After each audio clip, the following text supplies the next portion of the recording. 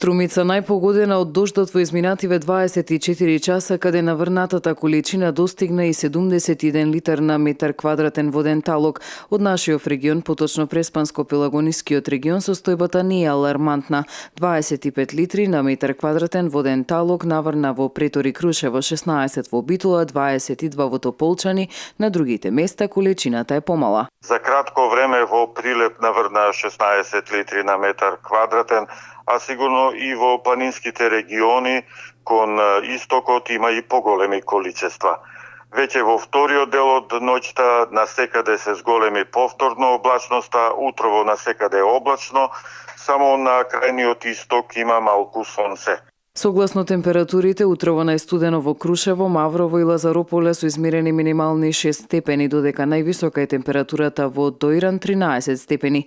Битола денеска се разбуди со 11 степени минимална температура. Времето до крајот на денот ќе биде претежно облачно и свежо со врнежи од дожд, ке дува умерен, повремено засилен северен ветер, изразен во северните делови. Се задржи понатаму врнежливо. Веќе од сабота ќе имаме и услови за појава на сончеви периоди во денот, а температурите полека ќе се покачуваат.